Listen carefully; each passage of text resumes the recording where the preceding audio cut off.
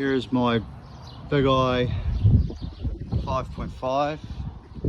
Measures just on 6 meters from the back of the transom there, where the motor bolts on to the bowsprit. I think 5.5 meters is kind of like the waterline length of the hull length, excluding the pod. Trailer's in pretty good condition. It's always been washed, and that goes for the boat too. It's always been washed and salt away and covered or shed kept.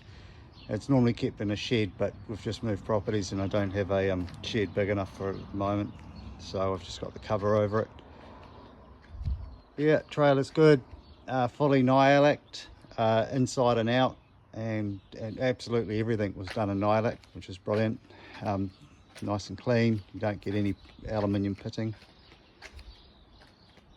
It's the outboard. That's a late 2015, so the outboard got installed December 2015.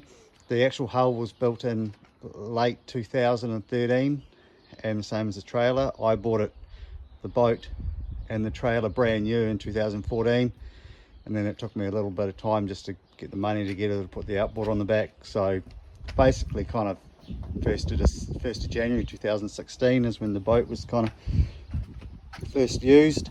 I got a turner tube there,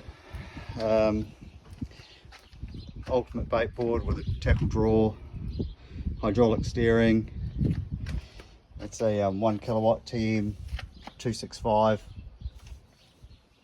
low high. Trim tabs. See, the trailer's in pretty good nick. Those Chinese things are rusted away, but they just bolted on. They just helped me guide it on. It's all it's got a flooding keel into there. That works beaut. I'll just jump up.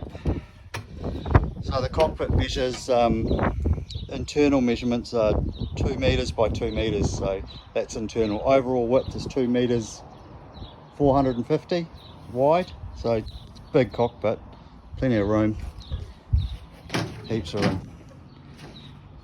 A few rod holders there. I think there's plenty of rod holders on the side there. It's the bait board, bait tank in the back here. That's it's not actually built in, but it's all aluminium. It was actually after, kind of an aftermarket thing that I had built and then installed. So that's that can actually come out if it has to, but it is kind of, you know, bolted in there. It's all plumbed in, bait tank pump. It's a wash down pump there.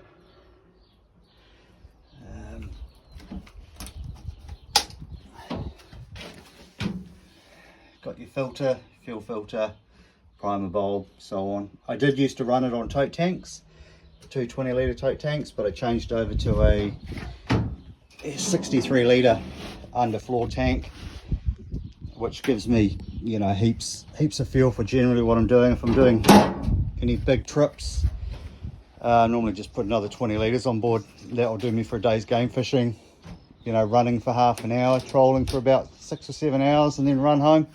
Normally we use about 60 litres for a day like that. So it's your cockpit. There's a couple of other upgraded helm seats as well, baluster, and they spin and so on, you know, backwards and forwards.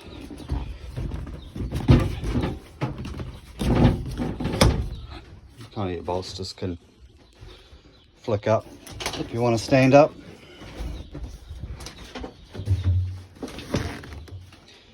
Yeah, got the helm, hydraulic steering,